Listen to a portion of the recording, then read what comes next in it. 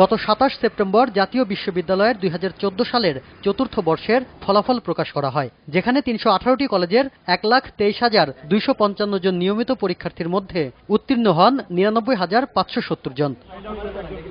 প্রকাশ হওয়া এই ফলাফলে ত্রুটি রয়েছে এমন কোনো নোটিশ ছাড়াই হঠাৎ করেই গত ২১ নভেম্বর বিশ্ববিদ্যালয়ের ওয়েবসাইট থেকে আগের ফল সরিয়ে নতুন ফলাফল বসিয়ে দেওয়া হয়। এর ফলে ৩৪ জন শিক্ষার্থী অকৃতকার্য হওয়ার পাশাপাশি প্রায় ৯,০০০ পরীক্ষার্থীর ফলাফলে পরিবর্তন দেখা যায়, যেখানে প্রায় ৪,০০০ শিক্ষার্থীর নম্বর প্রথমবারের চেয়ে কমে আসে।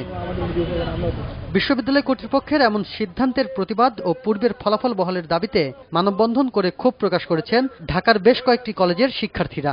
2 মাস পরে সে রেজাল্ট কোনো নোটিশ ছাড়াই 21 তারিখে চেঞ্জ করে দিয়েছে, তারা নোটিশ দিচ্ছে 24 তারিখে। দীর্ঘ সেশন জটের ঘানি পার করে যে ছাত্ররা আজকে এই ফলাফলটা করলো, তার মধ্যে আপনি দেখবেন যে এখন এই ফলাফলটা পরিবর্তন আসলে যৌক্তিক কোনো কারণ নেই। বিভিন্ন জায়গায় চাকরির ক্ষেত্রে বিভিন্ন জায়গায় বিভিন্ন ছেলেরা অ্যাপ্লাই করছে, সেখানে আমাদেরকে চিট ভাববে।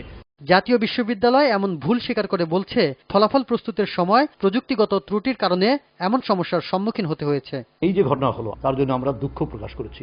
এখন আমরা তো মানুষ, এবং মানুষ পথে কাজ করতে গেলে কখনো না কখনো এটাকে একবার 100% যে নিশ্চিত করতে পারলে তো ভালো, কিন্তু এই ঘটনাটা ঘটে গেছে। এই ঘটনায় এরই মধ্যে ৩ কর্মকর্তাকে কারণ দর্শাতে বলা হয়েছে। সেই সাথে প্রো ভাইস চ্যান্সেলরের নেতৃত্বে গঠন করা হয়েছে ৩ সদস্যের তদন্ত কমিটি। জাতীয় বিশ্ববিদ্যালয়ের ছাত্র তারা দায়িত্ববান, সচেতন, এবং তারা বুঝবে যে এই ধরনের একটা ঘটনা ঘটতে পারে, এবং কর্তৃপক্ষ সততার সাথেই সে বিষয়টাকে হ্যান্ডেল করেছে। মান অবনয়ন অথবা অকৃতকার্য হয়েছে এমন কোনো শিক্ষার্থী চাইলেই মান উন্নয়নের জন্য আবারও পরীক্ষা দিতে পারবেন বলেও জানান জাতীয় বিশ্ববিদ্যালয়ের উপাচার্য। সেই সাথে ভবিষ্যতে যাতে এমন কোনো ঘটনা আর না ঘটে সেজন্য আরও সতর্ক থাকবে বলেও জানান তারা। শাফিন জাহিদ, সময় সংবাদ, গাজীপুর।